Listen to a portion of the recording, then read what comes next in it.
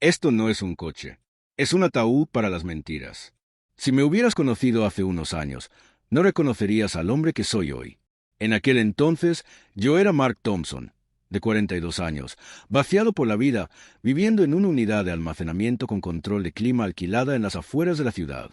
Mi mundo se había reducido a un espacio de 10 por 12 con una cama plegable, una bolsa de lona y una pila de latas de sopa. La comía fría, directamente de la lata, porque incluso el parpadeo de una estufa de camping parecía demasiado arriesgado.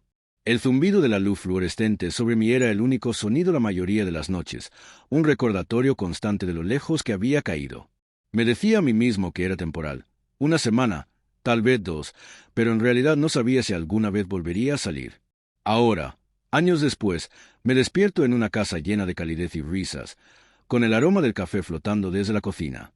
Soy el propietario de una empresa que está prosperando más allá de cualquier cosa que alguna vez pense posible. Mi nombre está impreso en contratos grabados en puertas de vidrio. Y mis hijos viven conmigo, felices, estables, seguros.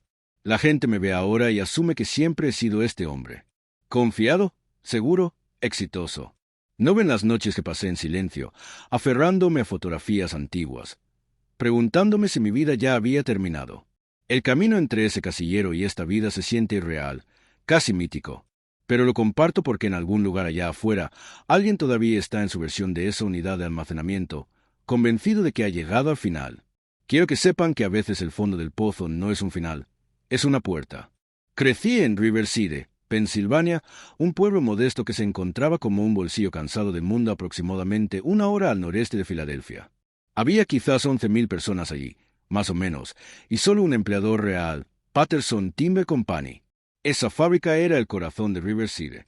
Su ruido, su olor, su ritmo. Si no trabajabas allí, estabas emparentado con alguien que sí lo hacía. Mi padre era uno de esos hombres. Firme y de hombros anchos, el tipo de hombre que arreglaba cosas sin necesidad de decir mucho. Murió cuando yo tenía 6 años. Dijeron que fue un accidente industrial. Un cargador que funcionaba mal lo aplastó instantáneamente. La investigación fue rápida, ordenada y se completó en una semana.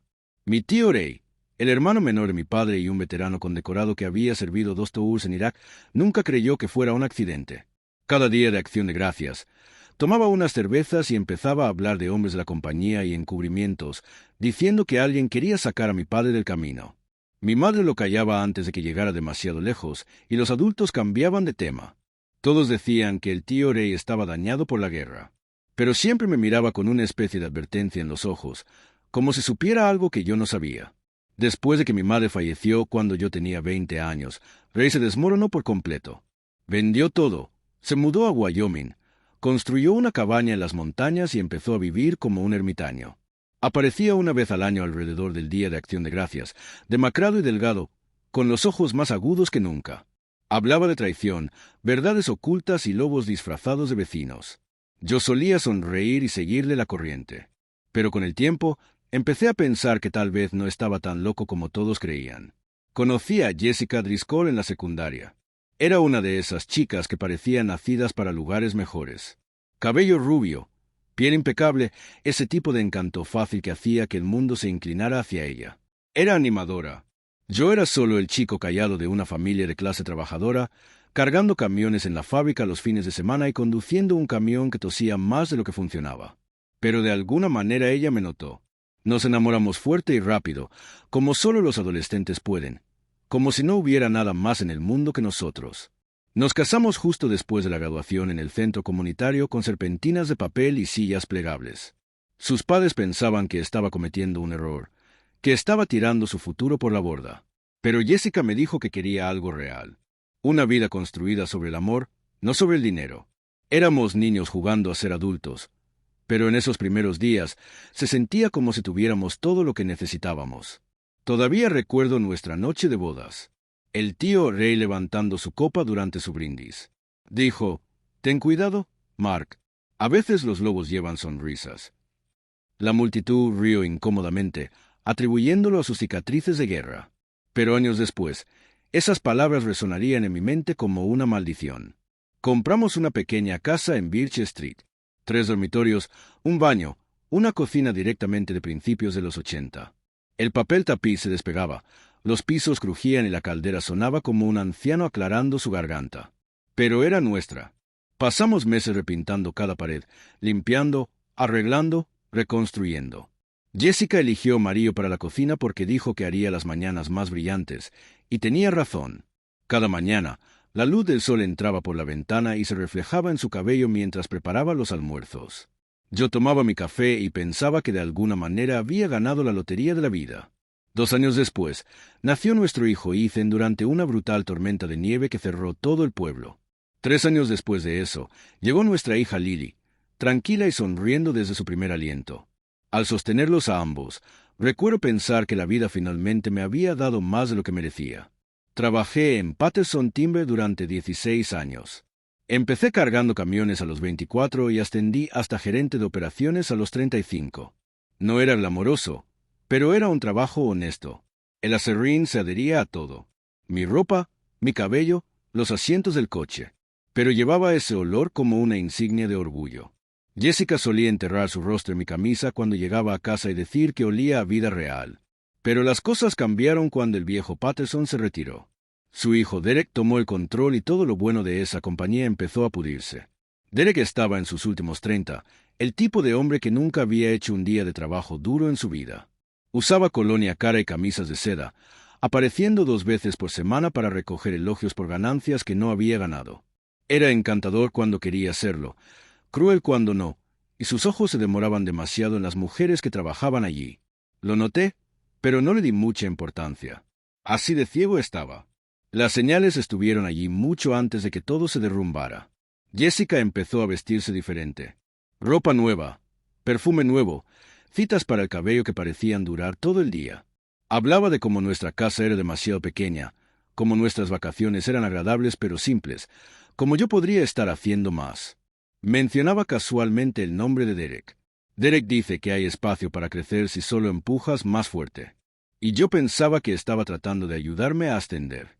Ahora sé que solo estaba preparando el terreno para la traición. El día en que todo colapsó fue un jueves de abril. Me desperté nauseabundo, mareado, sudando. Pete, mi capataz, me miró y dijo que debería irme a casa antes de desmayarme. Rara vez tomaba días por enfermedad, pero escuche. Conduje a casa lentamente, la carretera nadando frente a mí. Cuando giré hacia Birch Street, vi el BMW plateado de Derek en mi entrada. Brillaba como una burla, estacionado junto al Honda de Jessica. Mi primer pensamiento fue que algo debía haber pasado en el trabajo. Tal vez Derek estaba allí para entregar malas noticias en persona. Así de ingenuo era. La puerta principal estaba cerrada con llave, lo cual era extraño. Nunca la cerrábamos durante el día, no en Riverside. La abrí, entré y me quedé helado. Entonces lo escuché. La risa de Jessica. No la risa educada que usaba en las fiestas. No la casual que usaba con los niños. Era suave y privada. La risa que yo pensaba que era mía. Subí las escaleras lentamente, pasando por nuestra foto de bodas, pasando por la foto de kindergarten de Ethan, pasando por los dibujos con pintura de dedos de Lily pegados en la pared. La puerta del dormitorio estaba entreabierta. Derek estaba sentado en mi lado de la cama abotonándose la camisa. Jessica llevaba una bata de seda que nunca había visto antes. Estaban hablando de París, de un restaurante con vista a la Torre Eiffel, como si mi mundo entero no se estuviera derrumbando a su alrededor. Me paré a la puerta y dije hola. Derek se congeló. Su rostro se puso del color de la tiza. Murmuró algo sobre hablar en el trabajo mañana y pasó rozándome como si yo fuera un extraño en mi propia casa. Jessica ni siquiera se inmutó. Se volvió hacia el tocador, el que yo le había construido para nuestro 10º aniversario, y empezó a cepillarse el cabello, lento y constante. Le pregunté cuánto tiempo había estado pasando. Ni siquiera levantó la vista. ¿Importa?, dijo. Cuando le recordé que nuestros hijos dormían en esa casa, finalmente se volvió. Su expresión era fría, distante. ¿De verdad crees que Ethan quiere terminar como tú?, dijo. Trabajándote hasta el agotamiento por nada. Lily ya es más inteligente que ambos. Se merecen más. Luego me dijo que Derek la llevaba a Europa, que le había comprado un condominio en la ciudad, que estaba cansada de fingir que esta vida era suficiente. Me miró con lástima, el tipo que corta más profundo que la ira, y dijo que yo viviría pobre y solo, que había vivido toda mi vida pensando en pequeño. No recuerdo qué dije después de eso. Recuerdo el sonido del cepillo cayendo al suelo. Recuerdo el silencio entre nosotros, espeso y definitivo. Recuerdo salir al atardecer, el aire frío contra mi piel, y darme cuenta de que todo lo que pensaba que era sólido se había convertido en polvo. Lo que no me di cuenta entonces era que acababa de dar mi primer paso hacia convertirme en alguien nuevo, porque a veces el peor día de tu vida no te termina. Te abre en canal. Hace espacio para que algo más fuerte crezca. A la mañana siguiente, aparecí en el trabajo como si nada hubiera pasado. La asistente de Derek me llamó a la oficina alrededor de las 9. Derek estaba detrás del viejo escritorio de su padre, sin siquiera levantar la vista de su computadora. Dijo que estaban haciendo recortes presupuestarios y que mi posición estaba siendo eliminada inmediatamente. Mencioné que había estado allí 16 años. Dijo que había sido adecuadamente compensado y que la seguridad me escoltaría afuera. Podía firmar el acuerdo de separación y obtener 2 semanas de indemnización o rechazar y no obtener nada. Pregunté si esto era por Jessica. Sonrió. Esa sonrisa que quería borrarle de un puñetazo, y dijo que era por eficiencia, nada personal. Firme porque sin trabajo no había abogado para el divorcio que sabía que venía. La seguridad me sacó pasando por hombres con los que había trabajado casi 2 décadas. Pete y los demás miraron. Sabían que esto no era por recortes presupuestarios. En un pueblo como Riverside, todos lo sabrían para la hora de la cena. Los papeles del divorcio fueron entregados la semana siguiente.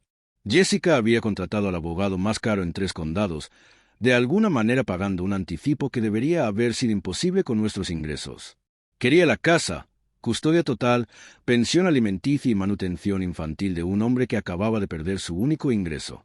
El juez era un tipo llamado Harrison que había recibido contribuciones de campaña de Derek Patterson. Decidió que yo era una influencia inestable en mis hijos porque una vez golpeé la pared del garaje cuando me entregaron los papeles.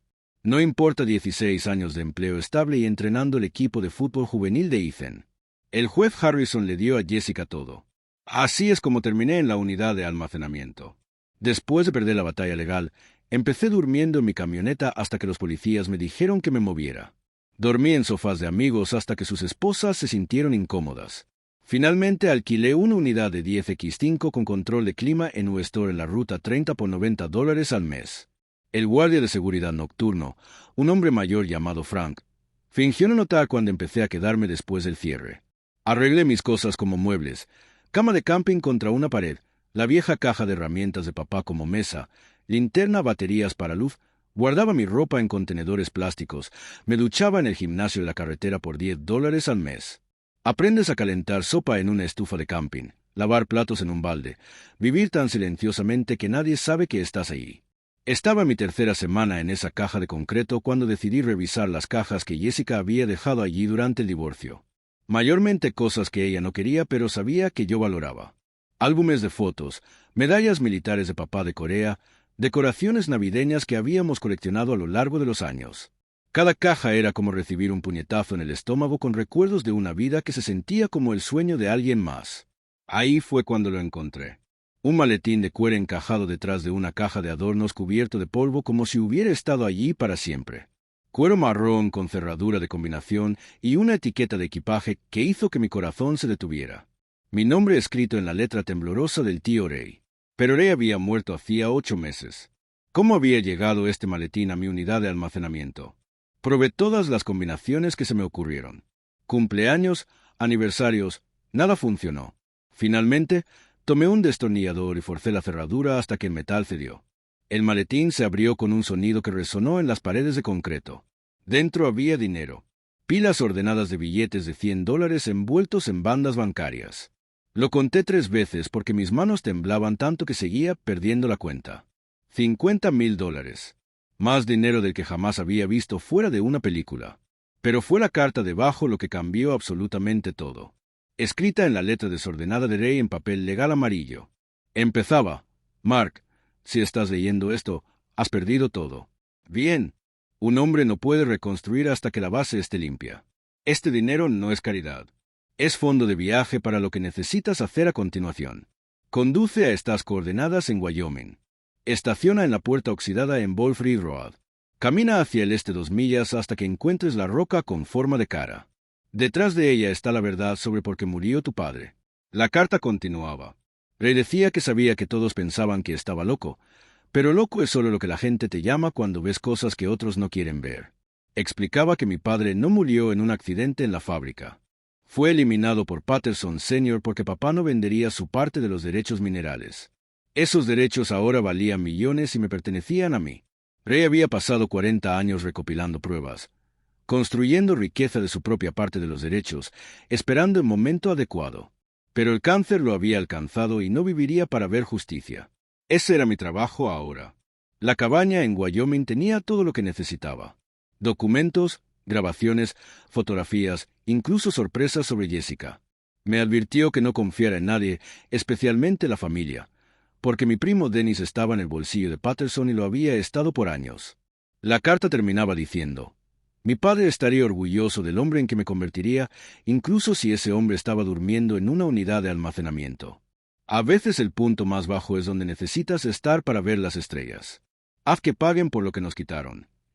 Las coordenadas apuntaban a algún lugar cerca de Yellowstone, Wyoming, en plena naturaleza salvaje, donde Ray había vivido como ermitaño desde que dejó Pensilvania décadas atrás. Me senté en esa cama de camping sosteniendo $50,000 mientras mi estómago gruñía de hambre. Este dinero podría conseguirme un apartamento, contratar un abogado, tal vez luchar por custodia compartida de mis hijos. Podría resolver todos los problemas inmediatos. Pero las palabras de Ray sobre el homicidio de mi padre seguían resonando en mi cabeza. ¿Qué verdad esperaba en Wyoming? ¿Qué sorpresa sobre Jessica? La decisión no fue realmente una decisión. A la mañana siguiente, compré una camioneta Ford usada por $7,000 en efectivo a un concesionario que no hizo preguntas. La cargué con equipo de camping, suministros, suficiente comida para una semana en la carretera. No le dije a nadie a dónde iba porque no había nadie a quien decirle. Mis hijos no tenían permitido contacto conmigo. Mis amigos habían elegido bandos en el divorcio y yo no estaba en el equipo ganador. Antes de dejar Pensilvania, pasé por la casa en Birch Street una última vez. La bicicleta de Ethan estaba en la entrada. La ventana del dormitorio de Lily tenía cortinas nuevas moradas en lugar de las rosadas que había elegido conmigo. El coche de Jessica no estaba, probablemente en el condominio del centro de Derek. La vida que había construido continuaba sin mí, como si nunca hubiera existido. El viaje a Wyoming tomó 4 días de conducción dura, parando solo para gasolina y unas pocas horas de sueño en áreas de descanso. Las coordenadas me llevaron profundo al país salvaje, donde las carreteras pasaban de pavimentadas a grava y apenas a senderos. Wolfrey Road estaba marcada por un letrero oxidado lleno de agujeros de bala. El tipo de lugar donde el GPS se rinde te dice que estás por tu cuenta. La puerta que Ray mencionó era en realidad más óxido que roja, con una cadena pesada de candado. Se abrió con la llave que Ray me había dado el último día de Acción de Gracias, un año antes de morir. Más allá, la carretera desaparecía por completo. Estacioné y empecé a caminar hacia el este usando la brújula de mi teléfono hasta que incluso esa perdió señal. El bosque era tan denso que la luz del sol apenas llegaba al suelo. Cada sonido me hacía saltar. Estaba en territorio de osos y lobos completamente solo. La roca con forma de cara estaba en un claro exactamente a 2 millas de la puerta según mi conteo de pasos. Era masiva, quizás 15 pies de alto y desde el ángulo correcto realmente parecía un perfil. Detrás de ella, oculto por maleza crecida, había un sendero que llevaba otros 100 yardas a una cabaña que no debería existir. Esta no era una choza destartalada de ermitaño. Era una estructura moderna con paneles solares en el tejado, una antena satelital, incluso un generador zumbando silenciosamente detrás de un cobertizo. La puerta era de acero reforzado que se abría con otra llave del llavero de Ray. El interior parecía una combinación de espacio habitable y sala de evidencia de detective. Una pared entera estaba cubierta con fotografías, documentos, recortes de periódicos que se remontaban 40 años. Otra pared tenía archivadores. Cada cajón meticulosamente etiquetado por año y tema. Un escritorio soportaba 3 monitores grandes de computadora y equipo de vigilancia que debía haber costado decenas de miles de dólares. Lo primero que llamó mi atención fue la fotografía de mi padre. Joven y sonriente, quizás de 30 años, de pie junto al viejo Patterson en la fábrica de madera. Estaban sosteniendo papeles, dándose la mano, ambos luciendo felices. La leyenda que Ray había escrito debajo decía: Acuerdo de Sociedad 1978. Mi padre no había sido solo un empleado. Había sido socio igual de Patterson. Los documentos contaban la historia completa, pieza por pieza. Mi padre, Daniel Thompson, había heredado derechos minerales de mi abuelo que resultaron estar sobre uno de los depósitos de gas natural más grandes del este de Pensilvania. Patterson Sr. necesitaba esos derechos para expandir operaciones. Papá había acordado una sociedad en lugar de una venta total, queriendo mantener algo de control. Luego venían los informes policiales de 1984. Accidente industrial en Patterson Timber. Daniel Thompson aplastado por un cargador de madera que misteriosamente falló. La investigación fue superficial, cerrada en una semana sin respuestas reales. Pero Ray había encontrado la verdad a lo largo de décadas de investigación. Registros de mantenimiento mostrando que el cargador había sido revisado el día antes del accidente. Una póliza de seguro que Patterson había sacado sobre mi padre solo 2 meses antes por $500,000. Una declaración de testigo de un trabajador ahora fallecido que había visto a Patterson y a mi padre discutiendo acaloradamente sobre vender completamente solo días antes del accidente. Ray incluso había encontrado registros financieros mostrando que Patterson estaba perdiendo dinero a raudales y necesitaba desesperadamente esos derechos minerales para asegurar préstamos. Pero ese no fue el mayor shock que me esperaba en esa cabaña. Había una carpeta marcada JD en uno de los archivadores. Dentro había fotografías que hicieron que mi sangre se helara. Jessica a los 16 años con Derek Patterson, que habría tenido 36 en ese momento. Más fotos a lo largo de los años, siempre a distancia, siempre cuidadosas para evitar ser obvias. Luego documentos bancarios que me dejaron sin aliento. Una cuenta a nombre de soltera de Jessica abierta cuando tenía 17 con depósitos mensuales regulares de algo llamado Patterson Holdings LLC, una empresa pantalla. Los depósitos empezaron en $500 al mes y aumentaron con el tiempo. Continuaron justo durante nuestro noviazgo, nuestro matrimonio, los nacimientos de nuestros hijos. Cada mes durante más de 20 años, Jessica había estado recibiendo pagos. El equipo de grabación contenía docenas de archivos de audio, todos fechados y cuidadosamente etiquetados. Hice clic en uno de hace 3 años. La voz de Ray, anciana pero clara, haciendo una marca de tiempo. Luego la voz de Jessica, inconfundible, hablando con Derek. Se quejaba de jugar a la ama de casa, preguntando cuánto más tenía que mantener la actuación. La respuesta de Derek me enfermó. Dijo, hasta que pudiéramos provocarme en algo que pudieran usar en corte. Necesitaban que yo fuera desacreditado, no solo divorciado. Otra grabación del año pasado tenía a Jessica admitiendo que había estado casada conmigo 15 años y a veces olvidaba que estaba fingiendo amarme. Derek le recordaba fríamente que los niños eran su póliza de seguro. Yo nunca pelearía fuerte con ellos en medio y una vez que estuviera completamente roto, realmente destruido. Los derechos minerales revertirían a mi próximo de parentesco. Como mi ex esposa con custodia total, ella los controlaría hasta que los niños cumplieran 18, dándole a Derek acceso a todo. Me senté en esa cabaña por horas viendo cómo toda mi vida se reorganizaba como un rompecabezas que había estado mirando al revés todo el tiempo. Jessica no había dejado de amarme. Nunca me había amado en absoluto. Había sido colocada en mi vida deliberadamente cuando tenía 17 años, una adolescente preparada por un hombre más del doble de su edad. Todo nuestro matrimonio era una estafa. Mis hijos habían nacido como parte de un esquema a largo plazo para eventualmente robar mi herencia. La mujer en la que confié, con la que construí una vida, con la que tuve hijos, era una actriz interpretando un papel por dinero. Los documentos financieros eran asombrosos. Los derechos minerales que mi padre se había negado a vender ahora valían aproximadamente $6 millones debido al boom del gas natural. Ray había estado cobrando silenciosamente pagos de arrendamiento en su porción durante 40 años, viviendo como si no tuviera nada mientras secretamente construía una fortuna sustancial. Cada centavo estaba documentado, cada transacción legal y rastreable.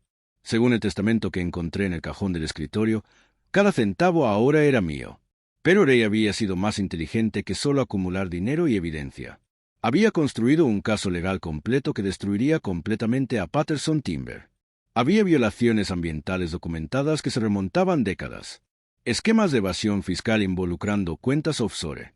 Evidencia de soborno a funcionarios locales, incluyendo al juez Harrison, que había presidido mi divorcio.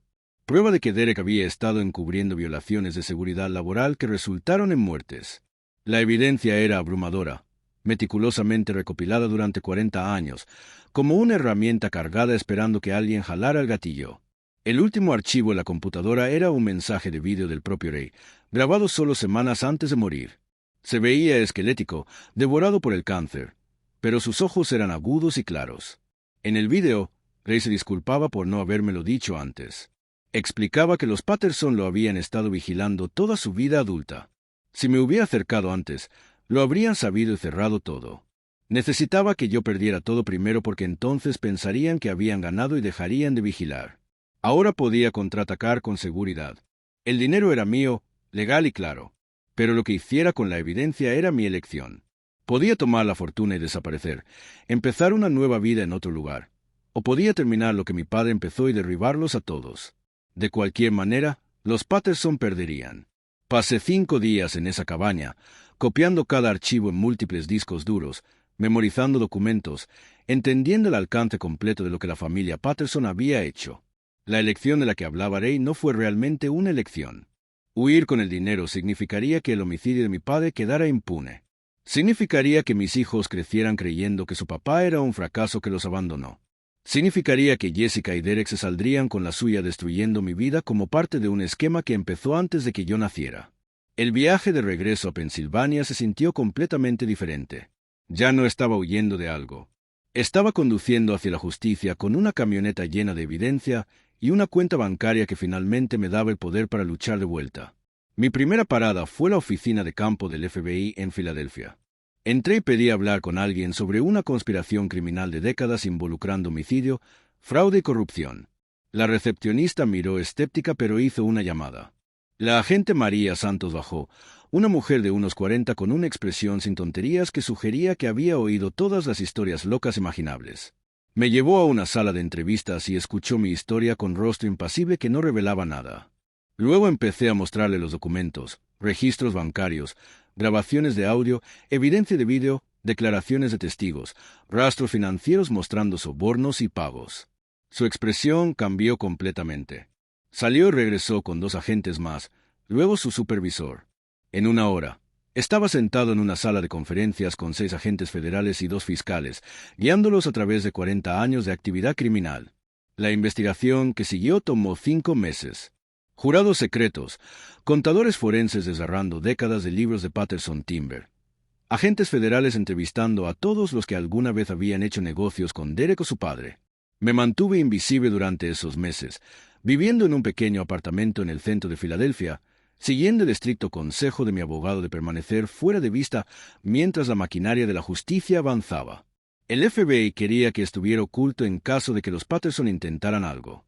Me alojaron en un lugar seguro y durante 5 meses esperé mientras los agentes construían su caso. Las detenciones ocurrieron un martes por la mañana en septiembre. Derek Patterson fue sacado de su club de campo en Esposas. 3 miembros del consejo municipal que estaban en la nómina de Patterson. El juez Harrison que me había destruido en la corte de divorcio. Incluso el jefe de policía que había cerrado tan rápido la investigación del accidente de mi padre en 1984. Los cargos iban desde evasión fiscal hasta conspiración para cometer fraude hasta crímenes ambientales que costarían millones en limpieza. El homicidio de mi padre no pudo ser procesado porque Patterson Sr. había muerto años atrás y no podían probar que Derek lo sabía en ese momento. Pero Derek pagaría por continuar el encubrimiento y por todo lo demás que habían hecho. El arresto de Jessica ocurrió de manera diferente. La recogieron de la escuela primaria de Lily durante la recogida de la tarde. Me llamó desde la cárcel unas horas después. Fue la primera vez que hablamos en 6 meses. Estaba gritando, preguntando cómo podía hacerle esto a nuestros hijos, diciendo que habían visto a su madre arrestada. Le dije la verdad. Su madre nunca fue real. Era un personaje que una chica adolescente había sido pagada para interpretar. Los niños merecen saber quién era realmente su padre, no el fracaso que ella había tratado de pintar. Se derrumbó entonces, la actuación perfecta finalmente rompiéndose. Admitió todo. Le habían prometido millones cuando todo esto terminara. Casarse conmigo, destruirme, robar la herencia de nuestros hijos, continuar una estafa que empezó antes de que yo naciera. La mujer que había amado por más de 20 años, que yo creía que me amaba de vuelta, confesó que había estado recibiendo pagos desde que tenía 17 años. Para acercarse a mí en la secundaria, para casarse conmigo justo después de la graduación, para tener a mis hijos, todo coreografiado para que los Patterson eventualmente controlaran los derechos minerales que mi padre había muerto protegiendo. El juicio hizo noticias nacionales. Los titulares decían, Dinastía maderera cae en conspiración de homicidio de décadas. Derek recibió 15 años en prisión federal. Jessica recibió 5 años. pero probablemente cumpliría 2 con buena conducta. Los otros conspiradores cayeron como dominós, cada uno corriendo a hacer acuerdos y testificar contra los demás. Mi primo Dennis, del que Ray me había advertido, recibió 3 años por su rol en ayudarlos a rastrear las actividades de Ray. Pero la verdadera victoria vino cuando recuperé a mis hijos. Ethan y Lily habían estado viviendo con la madre de Jessica durante los meses de investigación y juicio. La primera vez que los vi, después de que todo salió a la luz, después de que la verdad fuera pública, Ethan no me miraba a los ojos. Tenía casi 15 años entonces, más alto que yo, enojado y confundido. Lily tenía 11 y corrió directo a mí llorando, preguntando si mamá era realmente una persona mala. Los llevé a nuestra nueva casa, un lugar modesto de 3 dormitorios no lejos de su escuela. Nos sentamos en la sala y les conté la verdad tan suavemente como pude. Su madre tomó decisiones terribles, pero eso no significa que no los ame. Las personas son complicadas. Pueden hacer cosas malas y aún tener bondad dentro de ellas. Tomó tiempo, meses de terapia para los 3, sesiones individuales y familiares. Lentamente, la ira de Ethan se derritió en comprensión. Empezó a hacer preguntas sobre su abuelo que nunca conoció, sobre lo que realmente pasó, sobre el hombre que realmente era yo más allá de la versión que Jessica había presentado. La confusión de Lily gradualmente se asentó en aceptación. Encontramos nuestro ritmo como un tipo diferente de familia, una construida sobre honestidad completa en lugar de mentiras cómodas. Nunca hablo mal de Jessica ante ellos a pesar de todo. Ella seguía siendo su madre, pero ahora conocían la verdad. Usé el dinero de Ray para empezar Thompson Timber Company. Contraté a Pete y a todos los buenos trabajadores de Patterson Industries que habían sido despedidos cuando la compañía colapsó durante la investigación. Les di mejores salarios, participación en ganancias, respeto real y estándares de seguridad. El negocio creció más rápido de lo que esperaba. Resulta que cuando tratas bien a la gente y diriges las cosas honestamente, el éxito sigue. La unidad de almacenamiento donde viví todavía es mía. Pago los $90 cada mes y a veces voy allí solo para sentarme y recordar. Frank, el guardia de seguridad que fingió no notar que vivía allí, ahora trabaja como mi jefe de seguridad. Me dijo una vez que recordar de dónde vienes te impide perder de vista a dónde vas. El tío Ray tenía razón en absolutamente todo. A veces necesitas perderlo todo para finalmente ver la verdad que estaba oculta debajo. Mi padre murió negándose a rendir lo que era legítimamente suyo. Y tomó 40 años para que la justicia llegara llamando. Ray vivió como ermitaño en la naturaleza, recopilando evidencia y riqueza en secreto, sacrificando cualquier vida normal para asegurar que la verdad eventualmente saliera a la superficie. Y yo pasé de comer sopa fría en una unidad de almacenamiento a poseer una herencia de 6 millones y dirigir una compañía exitosa. Pero la verdadera riqueza no está en la cuenta bancaria. Está en la risa de Ethan cuando lo ayudo con su tarea de cálculo que insiste en que no necesita ayuda. Está en la emoción de Lily cuando me muestra su proyecto de ciencias sobre silvicultura sostenible. Está en saber que mi padre estaría orgulloso de que el sacrificio de Ray significara algo. Que a veces lo peor que te puede pasar es en realidad un regalo envuelto en alambre de púas y dolor. Jessica dijo que moriría pobre y solo.